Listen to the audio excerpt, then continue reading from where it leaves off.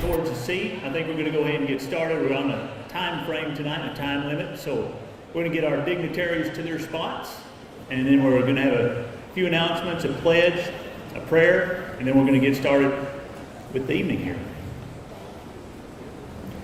First off, while everybody's making their way in that direction, I do want to say thank you to the Charleston School District, to Superintendent Missy Moore, to the team of volunteers that helped put this together tonight. It's been a fast and furious week and weekend of getting work done to get that put together. Thank them for their time for doing that, for the volunteers that have helped put that together.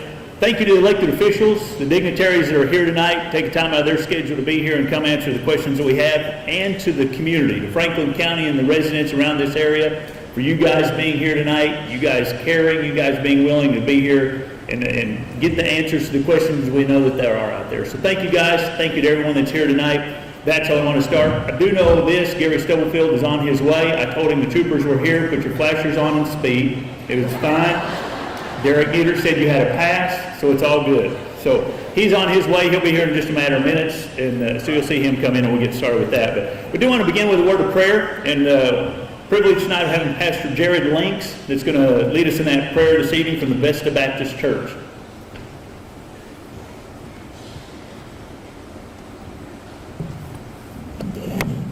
I would like to open us by reading from Psalm 46, verses 4 through 7. There is a river whose streams make glad the city of God, the holy habitation of the Most High. God is in the midst of her, she shall not be moved. God will help her when morning dawns. The nations rage, the kingdoms totter. He utters his voice, the earth melts. The Lord of hosts is with us. The God of Jacob is our fortress. Please bow with me in prayer. Father, we thank you for your grace. We thank you for your mercy. We thank you for your love that comes to us through the Lord Jesus Christ. And Father, we thank you for the fact that Christ reigns at your right hand, holding the position of sovereign authority. And Father, we ask that you would give wisdom tonight, that you would give clarity and peace. I thank you for all of the representatives and officials who have come here. Just guide them as they are continuing to make decisions, and just give them wisdom as they answer questions. And I do ask for thoughtful questions to be asked tonight, and for truth to resound everywhere. And it's in the name of the Lord Jesus I pray. Amen. If everyone would like to join me, let's stand for the Pledge of Allegiance, and then we'll have a few opening comments. The flag is to the north side of the gym if you're looking for that. Pledge allegiance to the flag of the United States of America and to the republic for which it stands, one nation, under God, indivisible, with liberty and justice for all. All right, if you guys would like to have a seat. A couple of things, I'm going to lay a little groundwork, and then we'll get started with the evening's questions and how things will work that way. First of all, we are limited to 2 hours. We have everybody in agreement that it'll be a 2-hour event. So we're going to try and work through this quickly. There are a list of questions that have been submitted by the public. These questions were submitted online. They're also submitted by just members of the community that would get those to the school representatives, to me, to others that were involved, the judge, to Cody Sosby, who unfortunately couldn't be here tonight. He had a rodeo he had to attend. So there were questions submitted by the public. Those questions were then worked through by the committee and by the volunteers to try and get it concise so we get questions, because a lot of those were repetitive questions. So we tried to get them all together to make sure we get questions answered that we know are out there. And so that's where these questions come from. They're not questions we came up with. They're questions that you guys sent in. So thank you for taking time to send those questions in. We're going to have an opening comment in just a moment from a designated member of the community. The volunteers committee that put this together decided there was one person they wanted to be able to have a few comments at the beginning. We'll begin with that. Then we will go into questions, and then we'll have a closing comment at the end of the evening here this evening. So as we get ready to start, I do have 2 requests, okay? I want to go over that. From the public, from everybody that's here tonight, here's my request. It's to respect the meeting and the process that we're here to get answers to the questions. Just ask everybody to be respectful about that. Part 2 is for the invited guests. And this one's for you guys, that we are here to get answers. Straightforward answers to the questions that have been submitted. So my request is for the public to do their part, for you guys to do your part, and it's a successful evening. And I think we can all do that, and appreciate everybody's cooperation in making that happen tonight. So with that said, I think we all know the game plan. We're going to go with that. Again, thank everybody for being here. I think the dignitaries is what we'll do when you speak. If you don't care, just introduce yourself as you speak so that those in attendance know who you are, who you're representing, and when you answer the question. So we're going to begin. We've got an opening statement here from Rosemary Underwood. Rosemary's going to have a few things to say, and then I'll start with the questions, and we'll get going.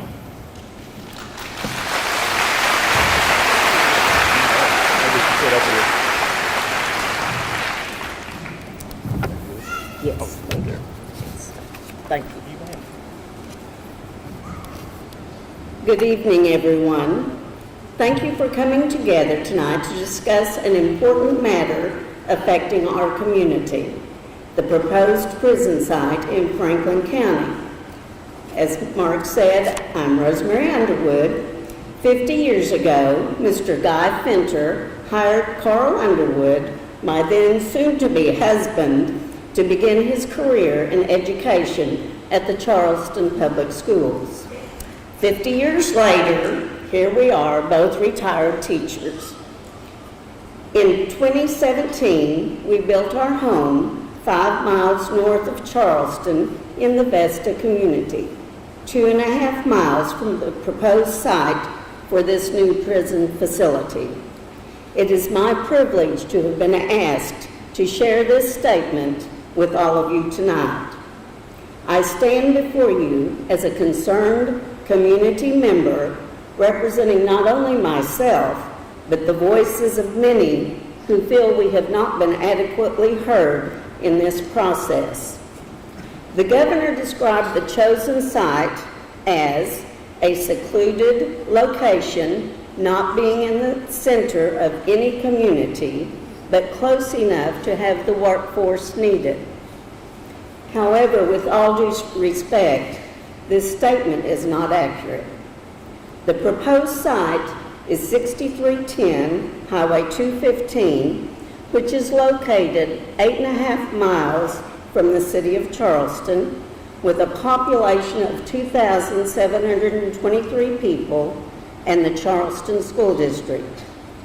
It's 13 miles from the Lavaca School District, 13.5 miles from the County Line School District, 25 miles from the Ozark School District, 27 miles from the Paris School District, and 27 miles from the Boonville School District. This means there are 6 school districts within less than a 30-mile radius. Given the populations within these specific zones, these rural areas are close enough and populated enough to the proposed site that a formal public hearing should have been held before the state committed millions of dollars to a project in Franklin County. Further statistics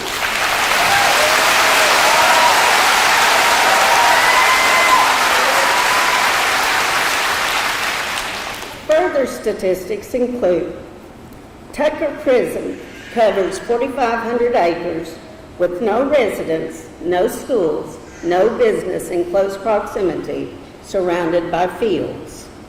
Cummins Prison covers 16,500 acres with no residents, no schools, no businesses, and surrounded by fields.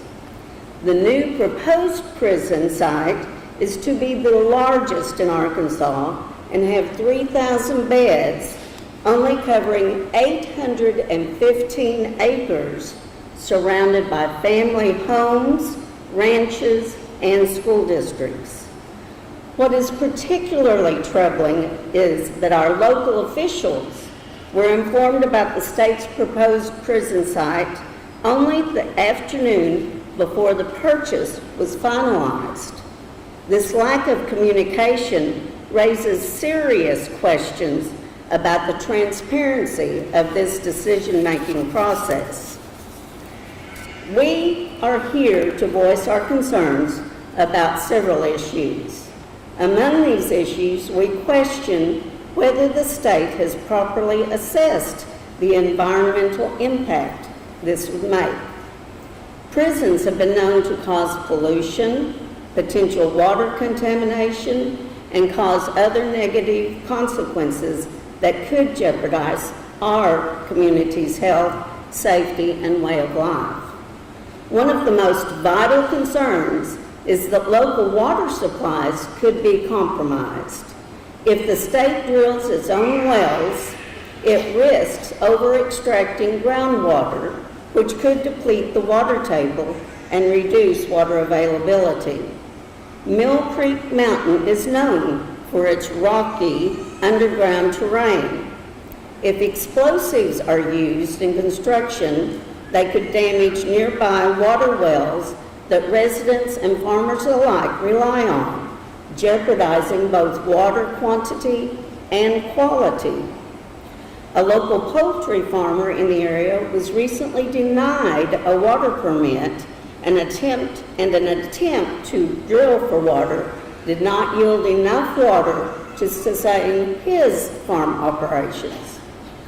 Moreover, we must consider the social implications of placing a prison in our area.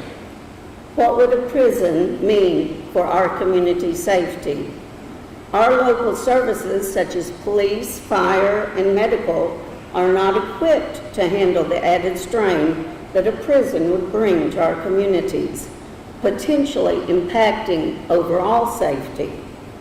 Additionally, families of inmates may consider relocating within the Charleston School District to be closer for visitations. However, the district is not currently prepared to accommodate a potential influx of new students. If additional school staff and facilities are needed, a millage increase would be required. With budgets at all levels already stretched thin, additional tax revenue will be necessary to meet the new demands placed on our county. However, implementing new taxes would impose an unfair financial burden on residents who are already facing economic challenges. Finally, there are the people. We, the people. Some of the land on and around Mill Creek Mountain has been cherished and passed down through generations, with each family leaving a piece of their heart in this beautiful place. Many others have invested their hard work, dreams, and savings into buying land and homes here, seeking a quiet, peaceful life amidst natural beauty. This simple, modest lifestyle reflects our deep-rooted values, uniting the community in a shared commitment to love, respect, and support one another. However, the prospect of a prison being built in our midst threatens to shatter our quiet, peaceful existence. It would disrupt the way of life so many have worked hard to preserve. An overwhelming majority of us wish to hold on to our way of life. Mill Creek Mountain, along with nearby Vesta and Charleston, is more than just a place on the state's map. It's our home. These concerns are not just abstract. They directly affect the quality of life we've worked hard to provide for our families.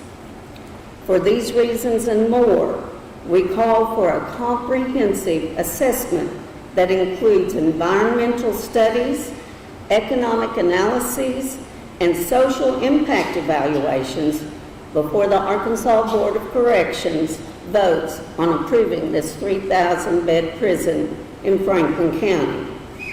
Only through a thorough assessment can the board make informed decisions that ensure long-term benefits for our environment, impacted communities, economy, and peaceful way of life. We ask for the fullest attention and consideration from the Corrections Board because we truly believe that our voices, needs, and concerns are deserving of sincere understanding and thoughtful action. Thank you so much for being here. We look forward to a productive discussion this evening and in the future before a final decision is made.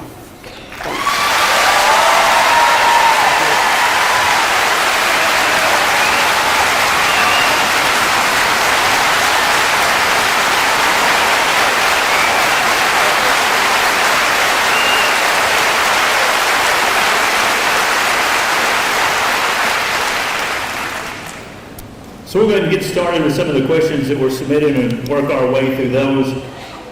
As we begin that, the first question was directed towards our local dignitaries. We've got Senator Gary Stubblefield here, we've got Judge Ricky Bowman here, we've got Representative John Eubanks here. Those are the three that are affected directly by this that's in your districts. So the first question was directed towards you three.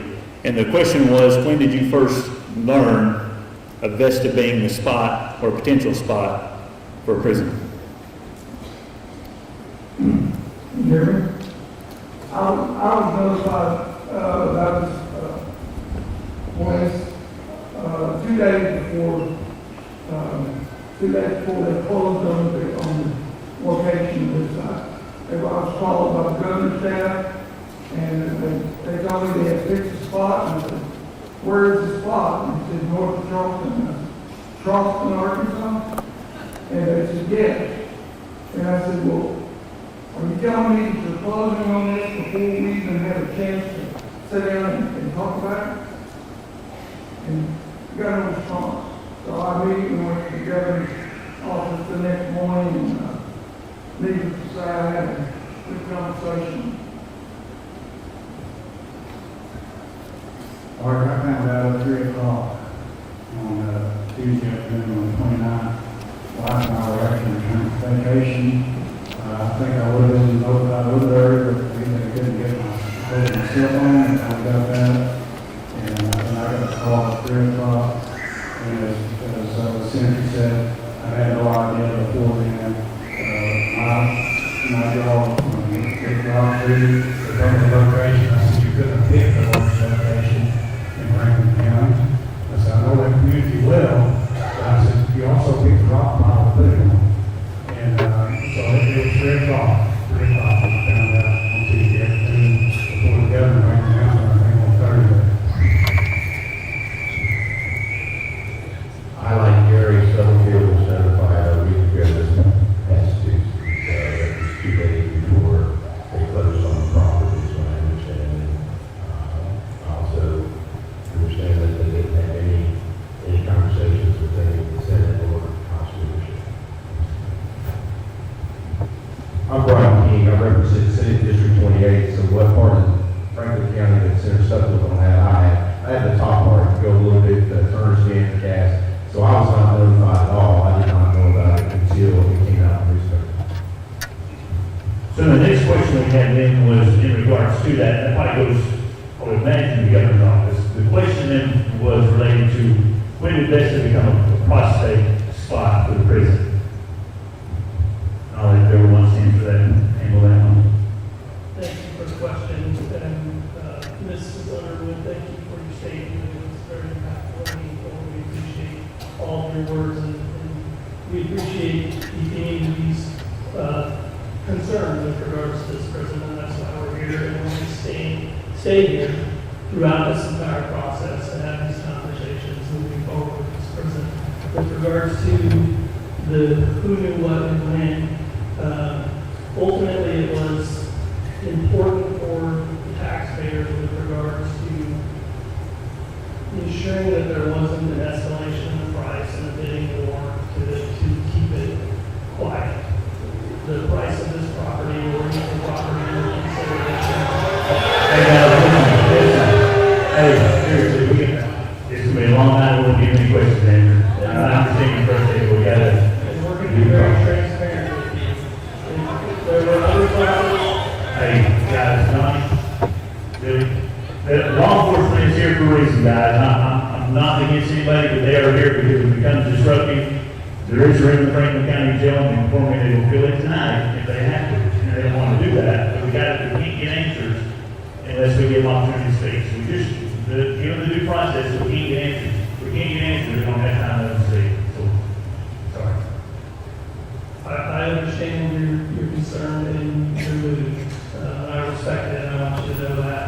there were many other properties that were evaluated and considered with respect to the siting of this facility.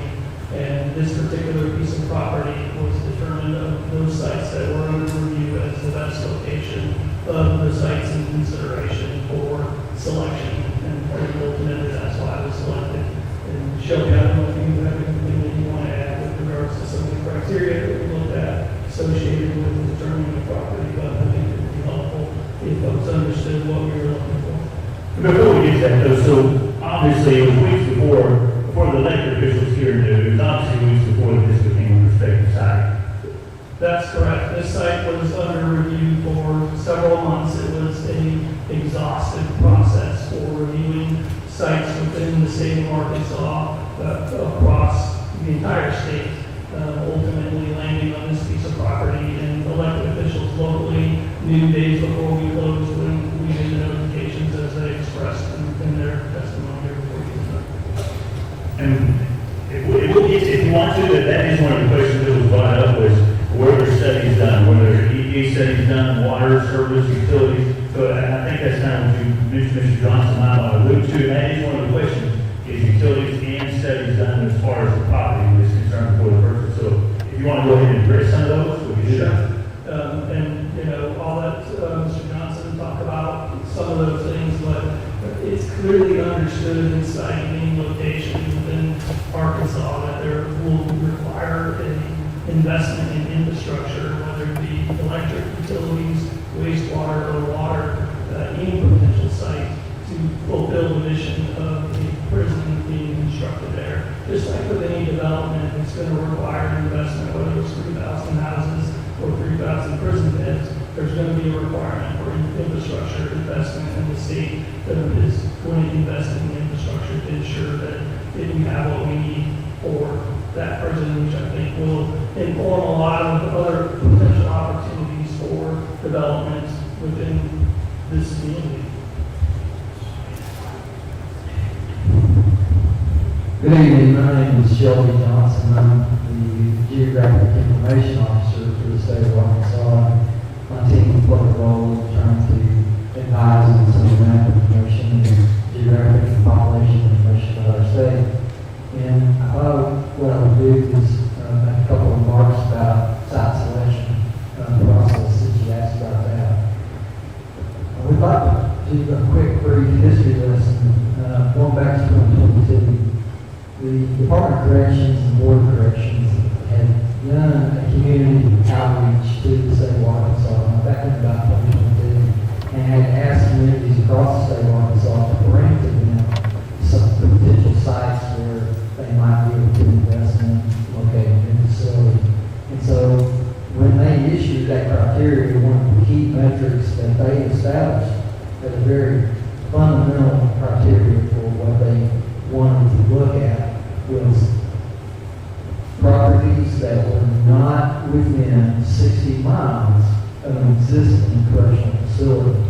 One of the challenges, if you read the newspapers and aware of, is that those folks have a hard time filling the staffing for those existing facilities that they had, and they wanted to be a site or look at sites for a new facility that would be at least 60 miles away from that. When that invitation went out, there were a handful of responses in communities that did respond in the state, and those trickled in about late 2022 or 2023. And the corrections staff and the Board of Corrections looked at those potential sites that were brought to them. There were a handful of communities around the state, and none of them were viable, and none of the ones that were brought to them were met that 60-mile criteria. So we began working on looking at that criteria. When you think about the state of Arkansas and where our existing facilities are, it leaves you a little small piece of Clay County, part of Union County, and then you have a swath that comes down from around Harrison, down through the Ozarks, down here into the River Valley, and then swings on down to Polk County, Union area. So when we started looking at that concept right there, which narrows a lot of this part of the state, and then we overlay on top of that the needs for the workforce. And so so then we really began to focus in on the Arkansas River Valley. So we started looking in the Conway area and coming up to this western part of the state. We really began to focus in on west of Russellville, this part of the state. The more homework we did, the more effort we did in looking at all of the information and analysis. We really zeroed in on western Arkansas. Western Arkansas has a lot of different characteristics to it, primarily population, but also this part of the state is more than 60 miles from the existing facility. So go back to the study of impact. A lot of people's concerns were there impact studies done? Was there analysis of the land, the layout of the infrastructure? Was all that taken into consideration when the studies done before the purchase was made to know what we're getting into as far as purchase of the land? There were surveys done with respect to the site location specific to workforce and infrastructure. Those studies concluded that workforce was great comparatively to many other sites. Infrastructure, as I indicated previously, was one of those areas where if there is some level of infrastructure there, but there will need to be improvements in that infrastructure to support this site. And just to reiterate what you said, and that's something that the state is prepared to help with, is the increase in water needs. I mean, because obviously there's water systems will have to increase their system to do that. There's electric companies that have to do their sewer. That's stuff that the state is going to help fund those increased needs. Is that what we're looking at? That's correct, sir. Okay, very good. So then, I think we covered the site process. If there's anything you guys would like to add on that, 'cause I know that is one of the questions. How was the process? Another question that's come up in regards to that was why not, like, Fort Chaffee land? There's 80-some-odd thousand acres out there.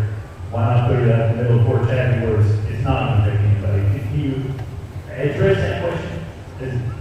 Again, we evaluated multiple sites across the state that were in this region. Ultimately is where that study brought us to based on workforce data and available land. And ultimately, this piece of property became the one that stood out as the best location for the prison, and that's why it was selected. There's another question that I think you addressed about the fact that it could be 60 miles outside of current facility. If there was questions about why not build onto an existing facility. Is that because we've already tapped workforce in those areas? Ultimately, yes, and I will defer to corrections with regards to workforce data and vacancies, but as Mr. Johnson has expressed, there's a lot of prisons that have been built in the Delta. Many of those prisons are very close together. As indicated by Ms. Underwood, they're not near houses in many occasions, and some are, but they're very near each other. So oftentimes those facilities are competing against one another, or the workforce that is available in those locations, which leads to a higher vacancy rate. And I don't know if Chairman Magnus or Secretary Wallace has anything to add to that. Thank you, Mr. Wallace, I'm Secretary of Corrections. Yes, thank you, Mr. Procure. You're exactly right. A lot of our facilities are clustered together. Look at our Warner complex and our Cummins complex, and while there is a lot of land that encompasses those facilities under roof, it's not as much as you would think. It's less than 100 acres that encompass both of those. But in terms of the vacancy rate, our vacancies really peaked in our overall correctional facility in 2021. We were over 50% vacant as a department. We've made great strides, but those rural facilities that we talked about, there's plenty of land there. Why would you not just build onto that? The workforce just doesn't exist for us.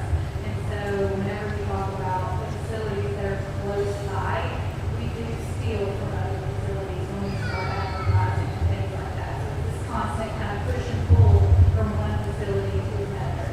So Mr. Procure is exactly right. It's difficult when you've got them so close together to be able to continually build when you've got an increasing population.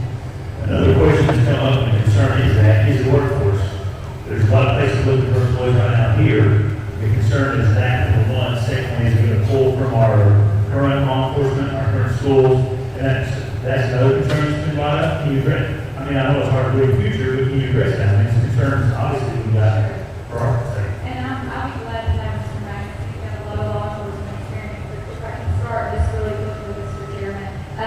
We have a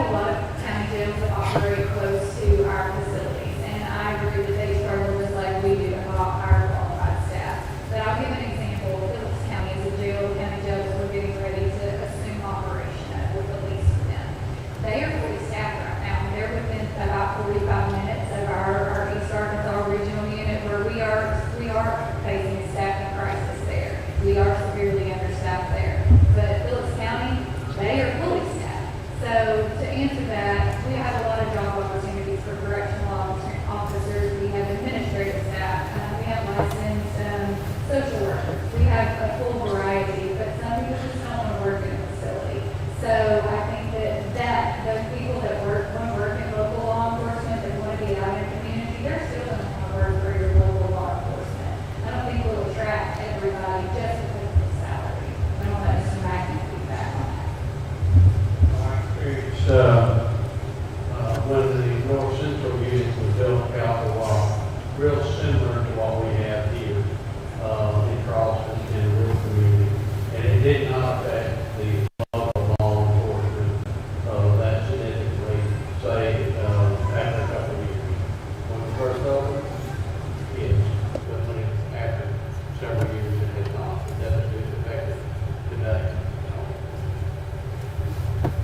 Another question that was brought up, I think it's kind of addressed in the opening comments, but it was concern about crime. Obviously, it's not the ones incarcerated that are concerned, it's those that are coming in to make visit those that are incarcerated. That is a concern with a lot of the area, is increased crime around prison. I don't know, which I would like to address that, that is obviously a major concern that we're involved.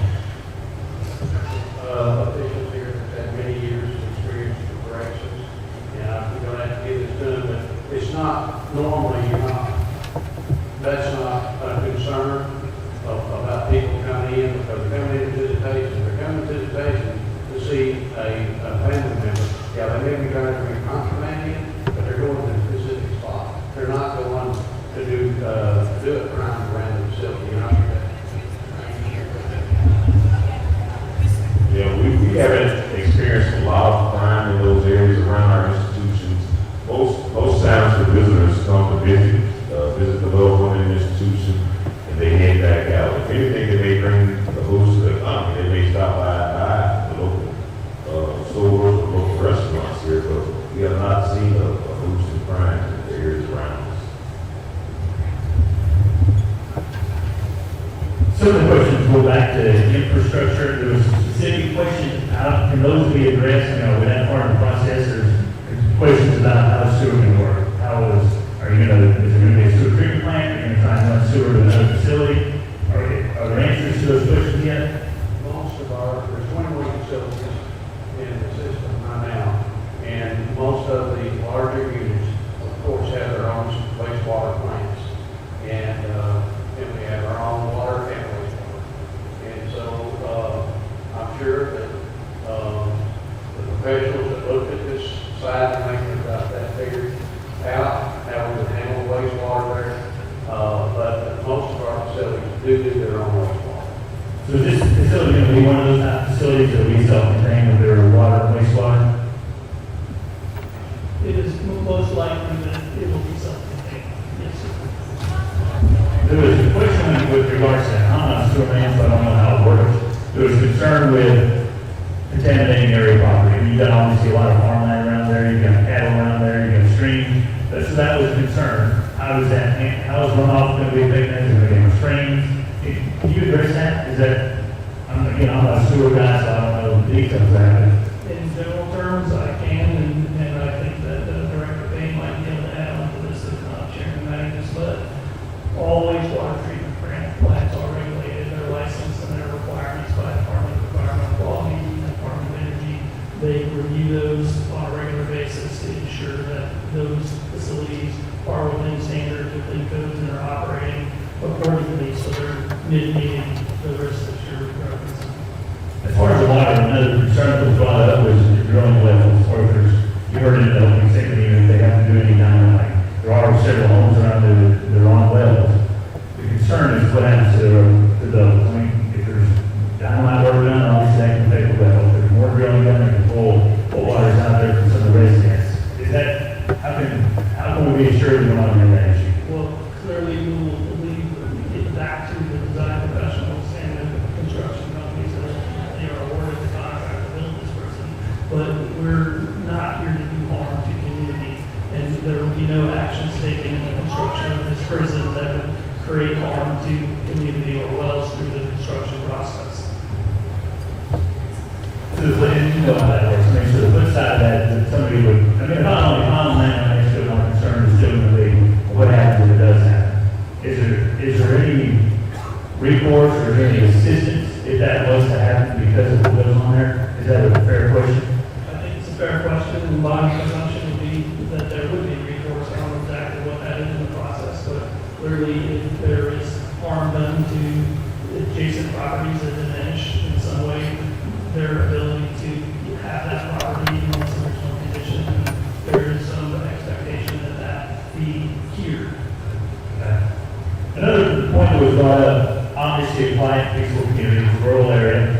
their budget on the property down there and had it, because they wanted to have that kind of lifestyle.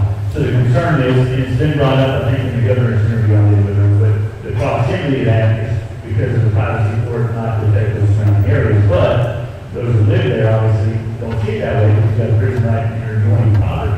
So some of the concerns they had is that actually enough land to preserve the privacy they have right now? And I think that's a real concern. That we're going to have this massive prison that's going to be lit up at night, light up our whole country over here. It's going to be, we got trucks running up down the highway all the time. How's that going to be affecting the lifestyle of solving the best? Couple of things with respect to that. The construction of any development, again, whether it be a prison or a community of homes, infrastructure needs required to facilitate flow of traffic, the level of traffic, or it will be evaluated if there are improvements necessary to mitigate that, to have proper roads, to ingress and egress to that facility. Then that will be part of the design and construction process that we would expect to complete, to simply to traverse people back and forth to that prison.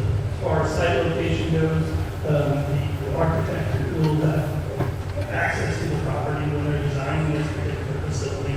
They'll be engaged with members of corrections and board of corrections to effectively design the facility and site the facility on that parcel of property that mitigates that to the degree possible, to reduce sightlines from homes as to where the prison is constructed, to the addition of tree lines if that's necessary, and planting of trees that might reduce that, and as well as setting it back appropriately, again, siting it on the location on that particular piece of property that reduces those things to the degree that is possible.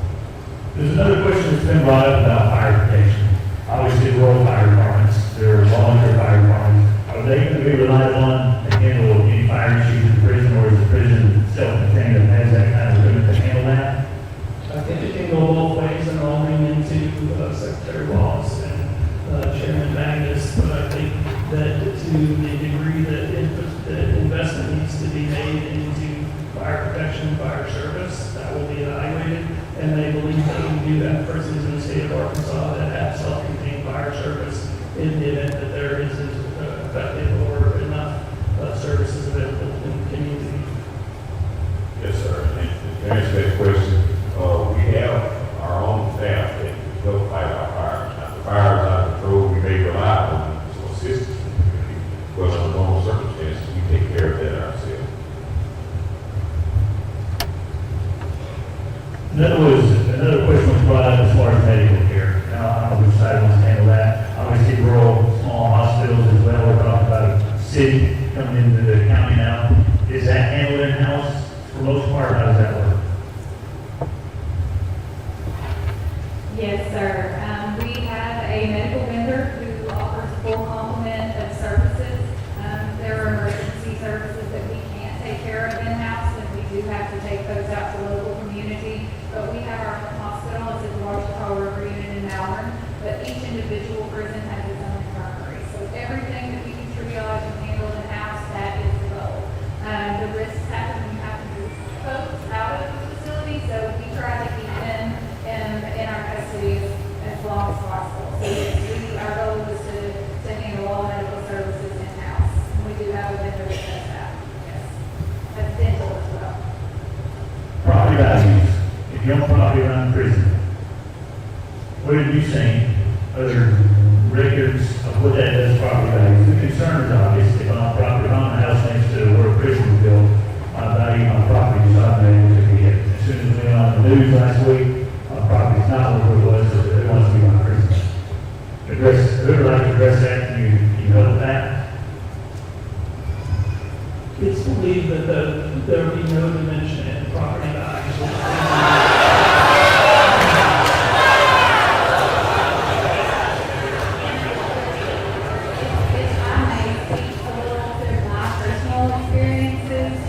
I'm from Malvern. That's where I grew up. I lived there. My mom still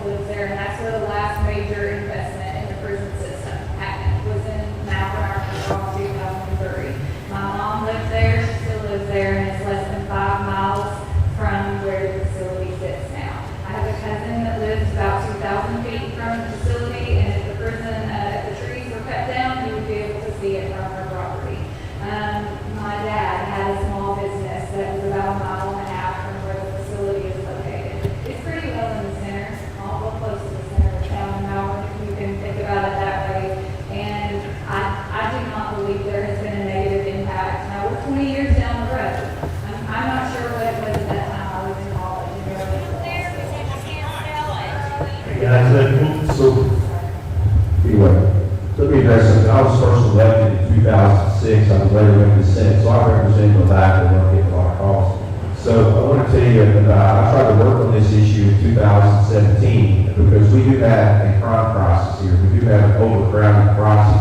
At that time, the legislators wouldn't fund what we needed to fund to get taken. So this issue should have been taken care of years ago before we got to this point. So we're talking about facilities and location. Let me give you the locations, some figures that I've got. Right now, we have 75 counties here in Arkansas. So I got the figures from the Board of Corrections, and we're talking about location facilities. 8 counties, and some of these people have multiple convictions in other counties, but 8 counties make up about 67%, so almost 2 out of 3 in incarceration and backup are from only 8 counties. So that's why they want to put it here, because we're not taking care of the issue of crime first. We're also going to try and dump everybody else's problem in these 8 counties, because we don't take care of the crime. It doesn't matter, they're going to keep coming, and they're going to keep coming.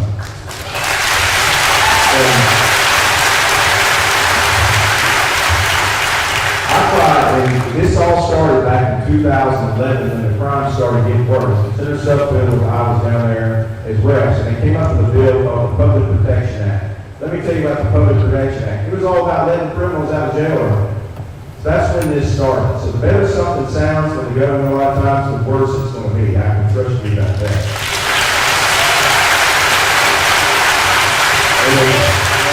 Tell me a little past history, so I've been down there a while and I've been around a while, but for 8 years, the number one person that was supposed to address the crime problem here in Arkansas that everybody turned to, a bunch of legislators voted with, was a guy named State Senator Jeremy Hutchinson. You know where State Senator Jeremy Hutchinson is right now? He's sitting in federal penitentiary. So some of us have tried to address this back then and take care of it money-wise. We got to this point. But let me give you a little bit of money about facilities, because you're talking about all these things that are built. So when I worked on it in 2007, obviously prices were a lot less then. And I found a way to try to fund it, but they once again rejected it. A lot of the people that are pushing this on you are the same people that's caused this crisis.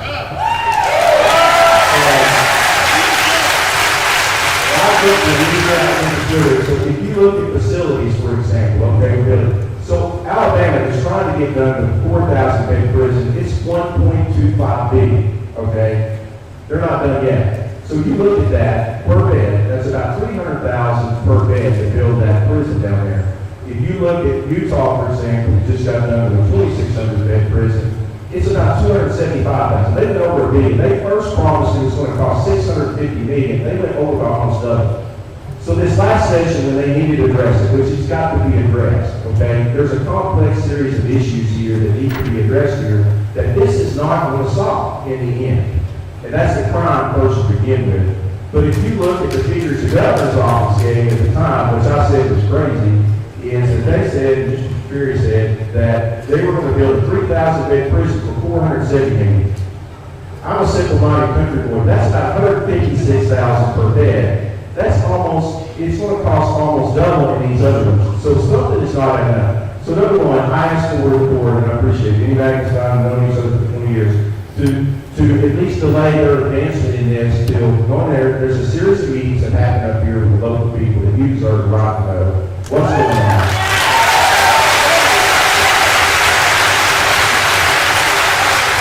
The second thing that needs to be addressed, I've asked the governor's office, and I sent an email to the kids that work in the governor's office. I said, you need to produce, how did you come up with this $470 million figure? Because this is not just a Franklin County issue, this is the state of Arkansas.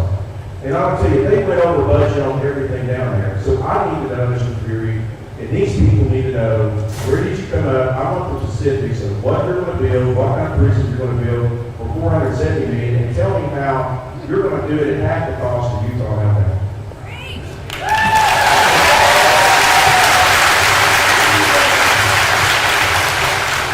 I very much appreciate the question and recognize your concern in comparison. I can't speak to Utah, I can't speak to Alabama and their cost overruns with regards to their facilities. There could be a lot of things that go into that, which are change orders, escalation of costs. I can tell you that there is $330 million that has been set aside for prison construction. There's $75 million in reserves. We are currently working with an armed representative that's been hired, and we'll build the most cost-effective prison that we can. One of the processes that you go through is to achieve your budget is to review your current state of corrections and what the needs are. How many cells do you have? How many open warrants do you have? And what kind of buildings do you need? Do you need brick and mortar concrete buildings? Do you need metal buildings? What's the custody level that you're going to put in there? These are things that the owner and rep that's been hired will work with the corrections and board of corrections to assess the current state of corrections to determine what the needs are for the classification, custody level, and what type of prison will be built, and that will inform the budget. Let me answer that real quick. Somebody be down there. Let me just say it. They should have came up with this the first time when they sold the legislators. I don't go out in the construction business when I used to work for or go or have something to build and not have details. They provided no details. So right now, they should be able to provide us everything that they said they were going to do after the session that was going to cost $470 million for 3,000 beds. Now, if we beat Alabama on this would be the only time we beat Alabama. But I can tell you right now, they're providing no details to this. If you're going to sell the legislature, you're going to sell the people of Arkansas, you need to provide what in the world did you come up with that figure that is almost half the cost. Utah, for example, said originally $650 million, they're over $1 billion. We don't know what's coming and what's happening. Like I said, there is a complex set of issues here that is not being addressed in this prison. You look at almost 60-something% of these inmates are coming from only 8 or 10 counties. So if you're going to come and stick this on the people there or a problem that is other, most of the real counties are not having the big issues that you're having. So this is a Pulaski County problem that is created this. This has been one thing. If you're you need to go back to 2003, and if you're going to give the legislature and us some figures, I want details of where you came up with that and what you're going to build in. And then the people can see, and enough people can be smart enough to see, how in the world are you able to do that?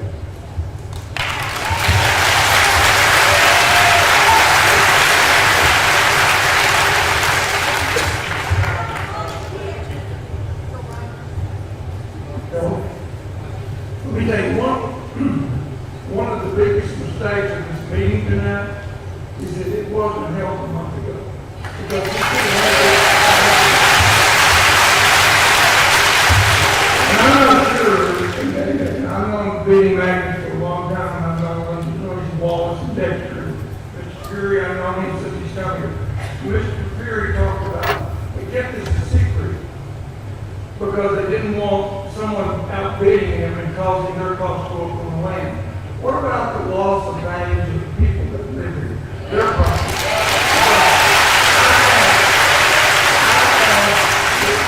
The staff of the government, that morning, and Mr. Fury, he came in right at the end of the meeting, and I had already asked him, would they build a house next to this facility if we gave you the land? All of them said no.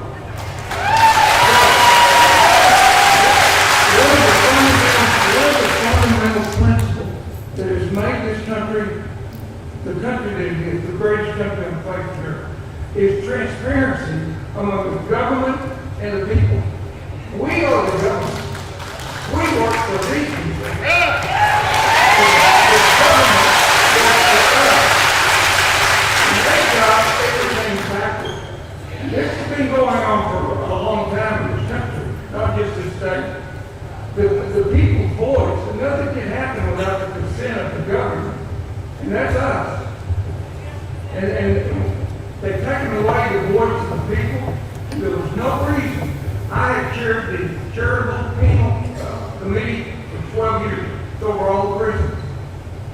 And when you don't even notify the chair of the committee that's over all the prisons about a project of this size, we've got a lack of transparency. Because when the government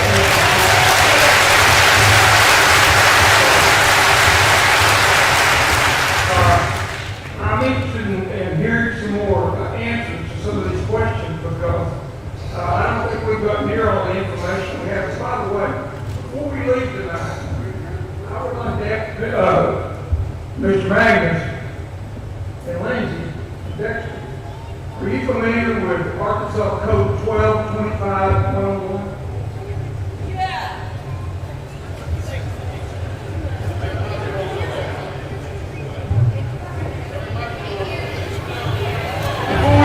Before we adjourn, I want to read Arkansas statute 1225-101. Just one,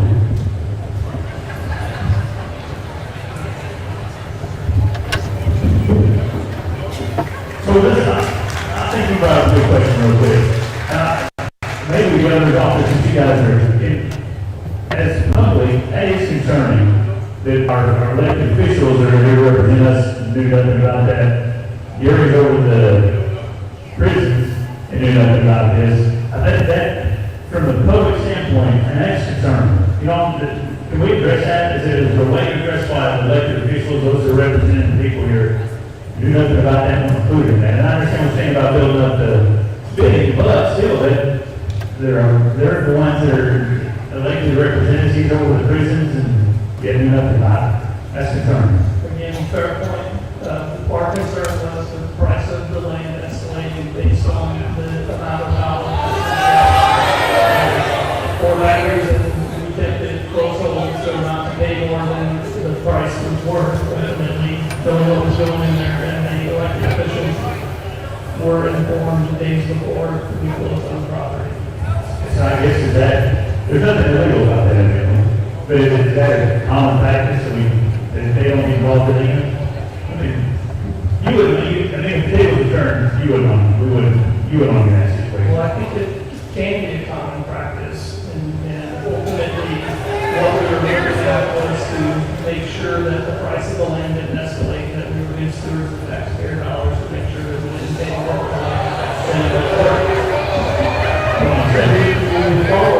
Moving forward, we will have coordination with the community. This conversation doesn't stop here. This conversation continues with the design and construction of this process, not only with elected officials, but also with the community. This is just the beginning. So are there hard numbers for the price of prison? Maybe we are confident with the numbers that you can point out. Are there hard numbers right now, or are we just estimating? There's hard numbers associated with the amount of money that's been set aside for this prison, which is $330 million, and then 75 that's already been set aside in reserves.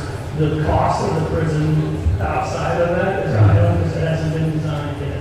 Ultimately, as I indicated, we will begin the process of the owner's rep engaging with the Department of Corrections to determine what the needs are to facilitate the construction of the prison. Depending on what you're building, that informs the cost. If you're building 3,000 single cells in a particular location, the cost escalates very high quickly.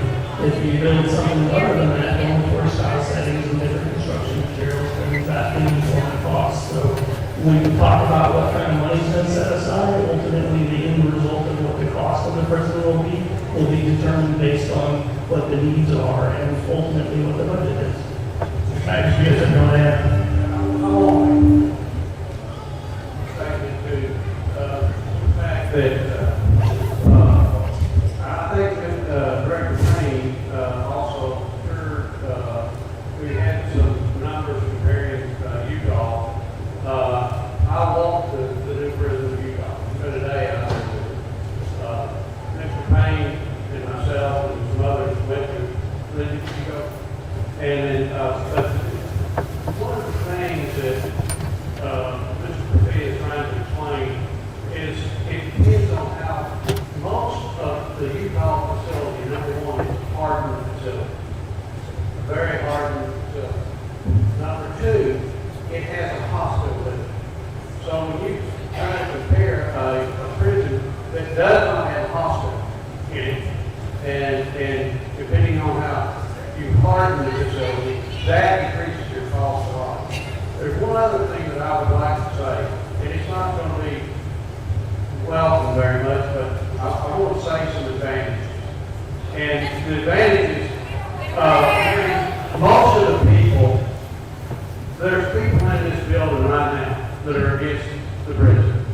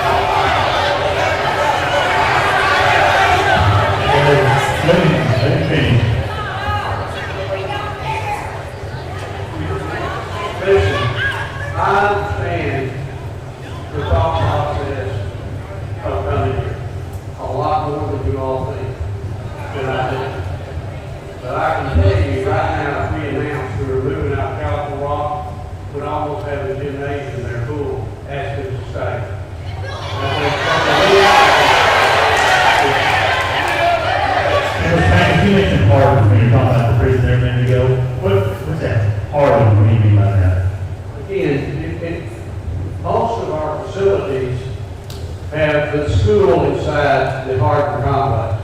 This may be a choice not to put the school in the Hardin part. Single-man sales or two-man sales instead of 50-man barracks. It depends on how you build a facility on what the cost is. What kind of prisoners do we house here? If I may, Mr. Magnus, jump in there, well, I think one of the other points to consider with regards to budget is our county jail backup. We're currently, as a state, spending approximately $30 million a year to house prisoners that should be in state prisons and county jails. Those prisoners in those county jails aren't getting the services that they will get in prison, which is programming, certain forms of mental health treatment, and other care, programmatic activities that inform outcomes. And there's no more expensive citizen in any state than a justice-involved citizen. So if we build a modern prison that informs better outcomes and reduces our recidivism rate, not only is there a cost savings with respect to that $30 million that we're spending in the county jails currently to house state prisoners, but presumably we will have better outcomes with those individuals in our care, custody, and control, that when they do get out, they don't recidivate, and that is a cost savings to taxpayers that is exponential. One of the questions was what level of prisoners do we house here? Can you answer that? I'm sorry, what was that question? What type of prisoners do we house here? Is it going to be high security prison? Is it going to be minimum security, death row? So just, no. Our death row offenders are housed at Barn or Supermax. So, and that's kind of what Mr. Max was alluding to, the type of facility, the Barn facility. All of our facilities do not have security facilities. We have some community corrections centers that house nonviolent, non-sexual offenders. We have some minimum security offenders where, depending on what their custody classification is, when an offender comes into our system, they are assessed. We look at their criminal history, we look at whatever their background is. If they have drug issues, if they have any sort of mental health issues, any sort of programming needs, we take all of those into consideration, along with what their risk is, what level of class they are based on the type of crime that they commit. And then we determine whether they're a minimum, medium, or high risk. What will we house in our prisons? Well, that is where Vanir will come in, and that they will help us assess our current situation, our current facility footprint, and help us determine whether that needs. So the answer is from us. Correct.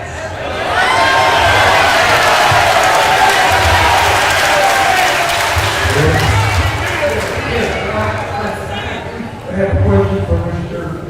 Magnus. When was the board notified of this location?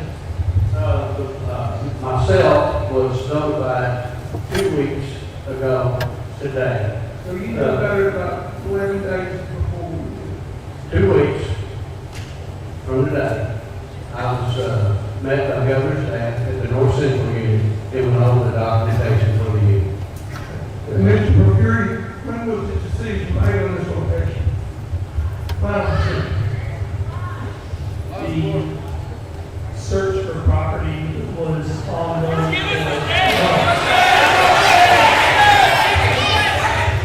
The decision to purchase this property, we auctioned it 90 days prior to closing. 3 months. 3 months prior to closing on the property. 3 months. So there was a report this afternoon that the prison board meeting tomorrow to vote on this. Is that a false statement or is that a true statement? That is, you meet tomorrow and make a decision on proceeding. Is that final step then? Once that vote is done, is that, and then it's done deal and move on?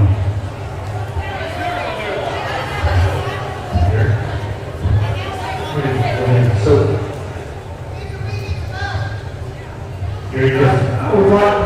I would like to read this, because this came from, I have provided a lot of information from the governor's office and Department of Corrections. Let me read this to you. This is Arkansas statute, 1225. Be careful, that goes to you. We got it. No state agency, board, commission, or governing body of any municipality or county shall approve the location or construction of any community-based residential facility housing juveniles, adults, adjudicated or convicted of any sexual or violent offense or any other offense that would constitute a Class C felony or higher, even if the facility otherwise conforms to the applicable zoning ordinances until a public hearing is conducted in the municipality or the county of the proposed location of the facility at least 30 days prior to the contract.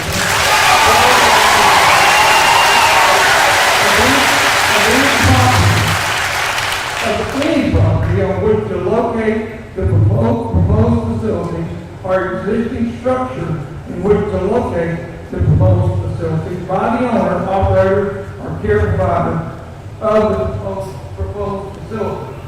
No community-based residential facility housing juveniles or adults adjudicated or convicted of any sexual violent offense or any other criminal offense that would constitute Class C felony or higher shall be located or constructed within any municipality or county of this state until a public hearing is conducted in the municipality or county of the proposed location of the facility at least 30 days prior to the contractor for the acquisition of any property on which to locate the proposed facility or any existing structure in which to locate the proposed facility by the owner, operator, or care provider.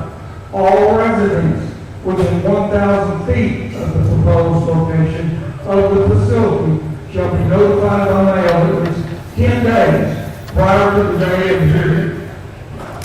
That is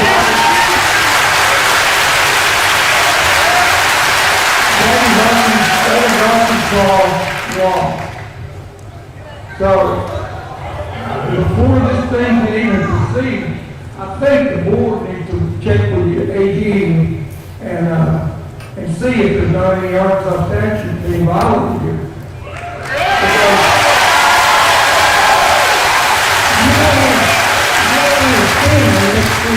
Not only that, I'm not sure why you're forcing something on a community that doesn't want it, and then you're acting on my.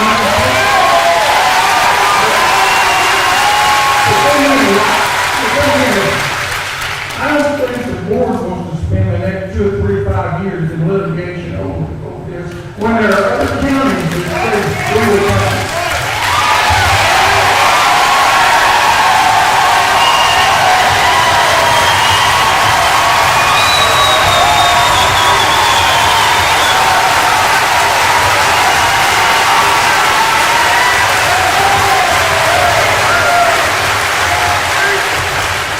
So we got our elected officials here. What's the next step? This is way above my pay grade, so if we violate that, we can't. Or if we go to the net. I got a call from the Department of Corrections and the Bureau of Legislative Research this afternoon that said most of the information, she has 3 days to respond. That's a lot of requests. And I got email as I was driving slow on this afternoon that said they had quite a bit of that information available.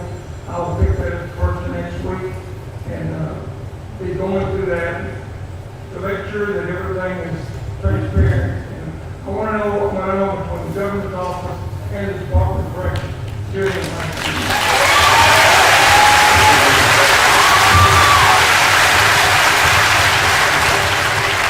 Back up to what Mr. McCreary said. He said, we have hard money that's put aside, $330 million, $75 million. But what he didn't back up was how they came up with the figure in the first place. Okay, remember that, folks. Because what's going to happen is that they're going to try and say, oh, you just don't want this, you don't want this, we've got to take care of this problem that they actually created and they didn't do anything about for several years. So, they need to provide the hard figures and where they came up with $470 million that they're going to build a 3,000-bed prison. Mr. McCreary tells me he doesn't know where they come up. Mr. Magnus has told me he doesn't know where they come up with. If they didn't tell us the truth, they can't do it. Folks, this thing is over budget before the shovel even goes in the ground. There is nobody, I'm talking United States of Pew, I work on this issue, says there's no way, there is any way that this is going to happen. So what that's going to do is, the 470 million that they acted like they had, it's going to affect education in Arkansas. What the people of Arkansas need to know is, and if they can't tell you the truth or know the figures or lie to you on the front end, then how can you trust them on any type of processing?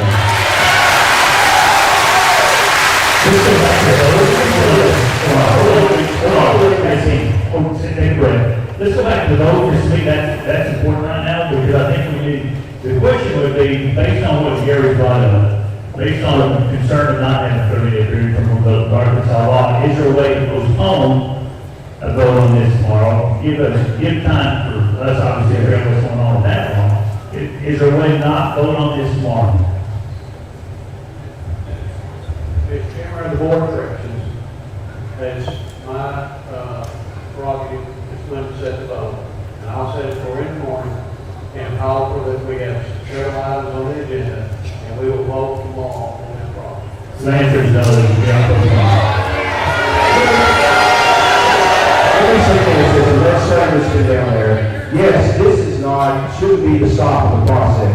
Basically, we're coming up on a session, they're trying to nail the coffin on this thing as quickly as they can, because they know this legislative session, they can't answer the budget figures, okay? They can't provide the money, they can provide the details, they already know that they're not going to stay on that. So what we need to do is wait till this next legislative session, at least give everybody a fair chance to know. So yes, there could be changes in laws that's going to do this. We still don't know. We're starting the legislative session just a month and a half from now. There is nothing wrong with waiting till the legislative session. Get the real figures of what this is going to cost before the taxpayers get stuck with it.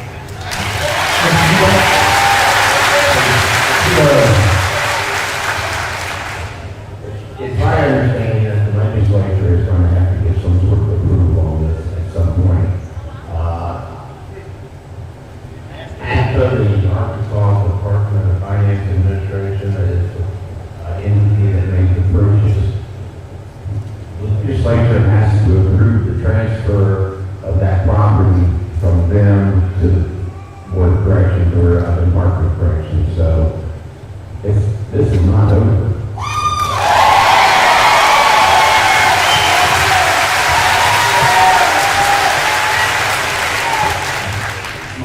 Mark, I have a question for Mr. Madden. Some things to mention. I know we're voting tomorrow. What time are we voting tomorrow? What time is your meeting, sir? 9 a.m. 9 a.m. In light of this new statute, the Senator, I just asked the Senator, and I don't know if he did it, I asked him to see if he can file an injunction to stop that process until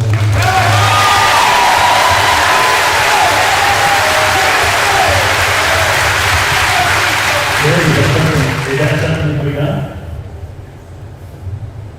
Well, it's something I sure you can, kind of Attorney General and see if we can get an injunction 5 years.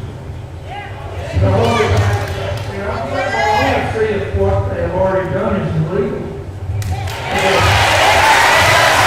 According to the law, they are not following the laws of the state of Arkansas. That's what you read in this law. If I may address the statute that Senator Sobel mentioned, the Board of Corrections legal counsel as well as my legal counsel are here tonight, and they looked at this, and they do not believe it to be applicable. If I may finish, it talks about community-based residential facilities, and those are not traditionally what a prison is defined as. So they do not believe, and of course, we're happy to communicate with them however we believe we need to, but they do not believe that to be applicable to the class. So Mark, I think, in their opinion, but I think we need another opinion. Really all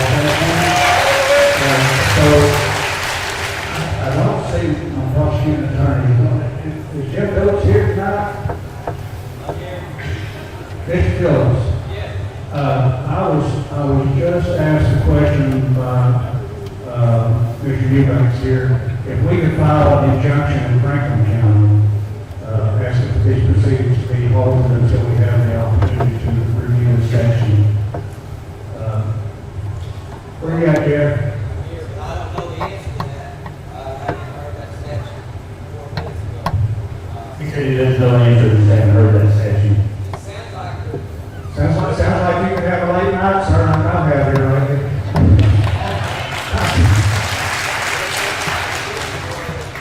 they've got their attorneys on this, counteract what's going on. I would be open to it.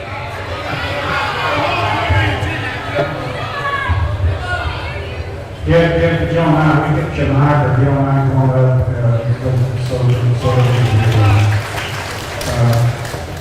this is our prosecuting attorney for Franklin Johnson, Polk County.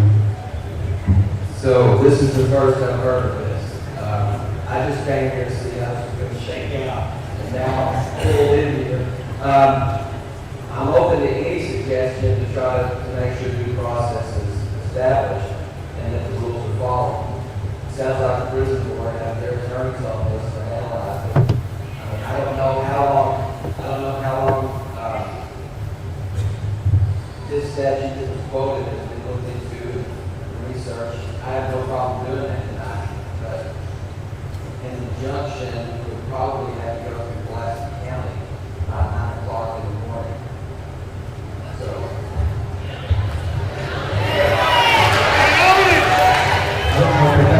Thank you, sir. So if that's the case,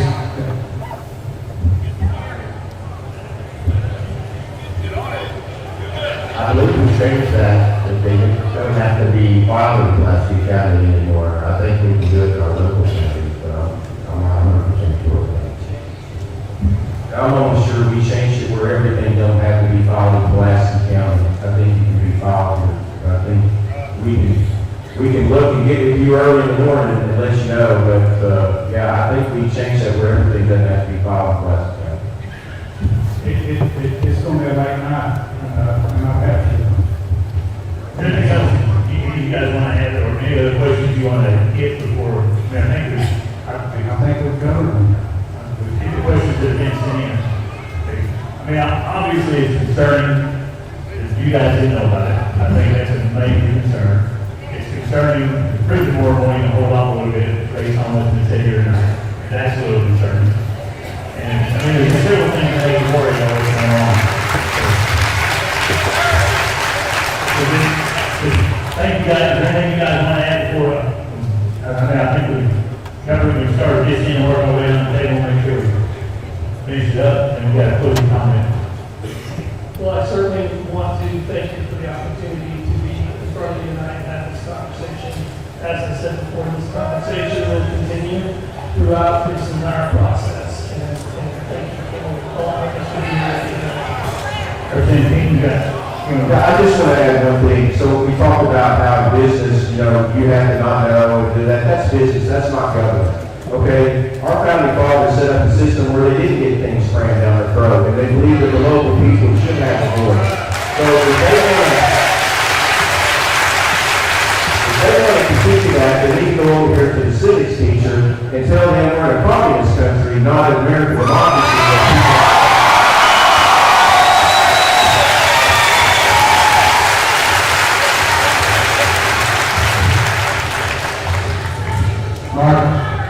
Mark, I think the only thing I want to do, and support the county judge, if I have his support with our prosecuting attorney, Jim Phillips, I'd like to verbally ask you, if at all possible, to get an injunction in front of the circuit judge in the morning for us before 9 o'clock. You just take the time and I'll sign it. Jerry, you want to add? I just learned that there's 4 members of the prison board here, so I'd like to make a stand just for a minute, because they're making a big decision of pushing something on a community, and then take one off of that. So, if you're a member of the prison board, would you please stand up?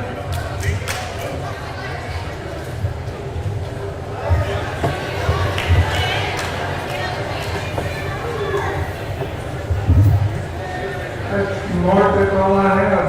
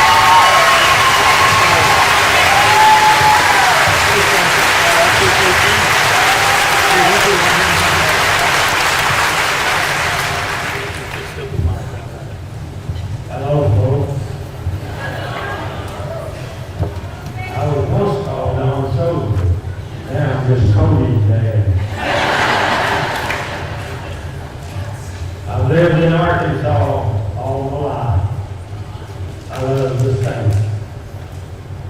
I lived in this area for about 60 years. My family has spent that 60 years putting together what little real estate we have. We bordered this piece of property on the south side. We bordered this piece of property on the north side. We have got arrangements made for our children, our grandchildren, our great-grandchildren. We're just small arrangements. We're not in any way elected officials. We're just working people. We hate to give this up. At the time we started buying this property and trying to pay for it, which took a long time, we didn't have any idea anyone would want to put a prison on this old rocky kind of soil.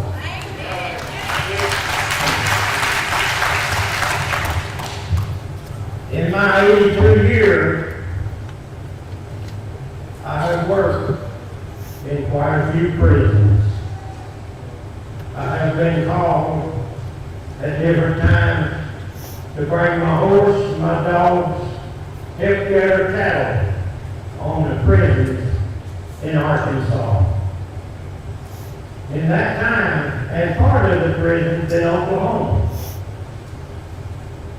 In that time, I kind of figured out how to make a prison partly pay for itself without all of the money coming out of the taxpayers of our great state.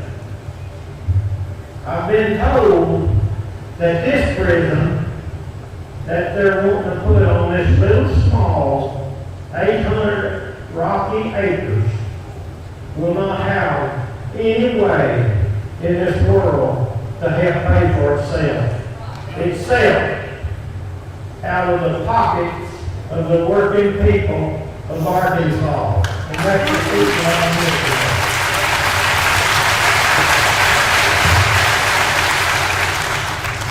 Not only that I hate for this thing to go in because of our property and where we live and the work we put into it, but I also hate to see the great people of our great state have to pay for this thing for year after year after year.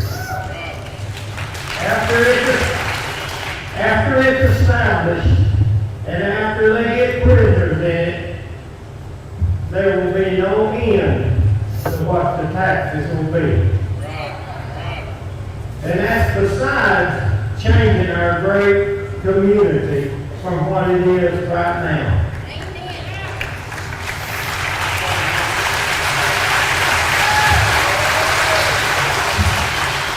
Whenever this prison gets full of convicts, and these convicts' families start moving around and coming in and want to live close to the prisons so they can visit with the people that's there, you won't be able to let your little children stand down at the road and catch the bus.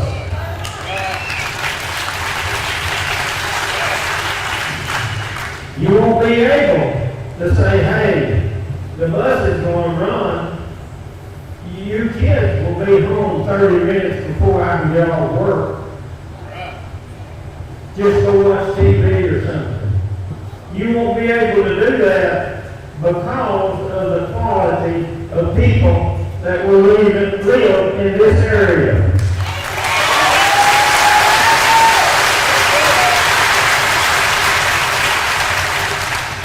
We have the best little area here that I know of in the state of Arkansas.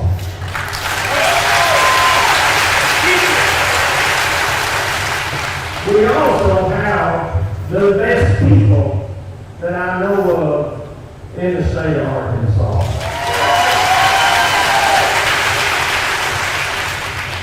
And I really think that the decisions that's made right now will cost our children, our grandchildren, our great-grandchildren, it will cost them the rest of their life. And there's no telling before this thing is over how much cost we're talking about. Now, the prisons I have worked in and been in and helped in, they had plenty of ways to help the expenses of that prison. They had cattle, they had horse operations, they had big farming operations. They brought quite a bit of revenue in themselves. So the taxpayers didn't have to pay all of it out of their pocket. And from what I understand, and that's what I've been told, this prison is not going to be that way. I know this piece of property. It joins us on both sides. I rode every foot of it on horseback. I know how rocky it is. I know how bad it is. I know what size it is. And I know that there's no way that it can pay any dividends back to what the expenses are on this prison.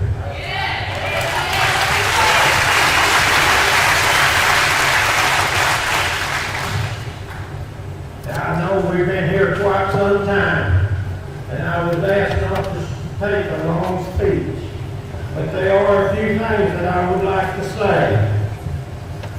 I would like, at first, I would like to thank this school board, this superintendent, everybody here, for letting us use this facility, this great facility for this meeting. I would like to thank the governor's office for being here. I know that they're interested. I know they care, or they wouldn't even show up. I would like to thank them.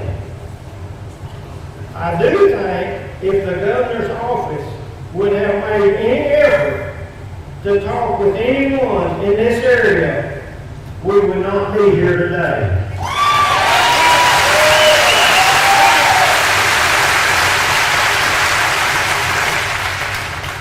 I am 90% sure our state senators, our state representatives, our county judge, our county sheriff, our JPs, and the leaders of our great schools knew nothing about this.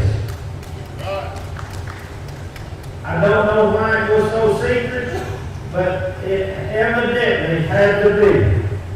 And I'm talking about our schools being Charleston, County Line, Lavaca, and Ozark.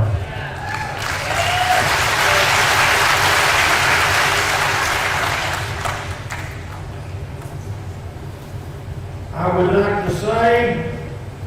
like to say in closing that I would like for everyone, y'all will forgive me, I'm 82-year-old and I have to kind of run my nose down. I hope y'all will never get there, but maybe. I would like to ask, I would ask to please think about this that I have talked about, pray about it. If I have been misleading in any way, if I have told you wrong in any way, I sure didn't mean to. And I sure thank you for your time.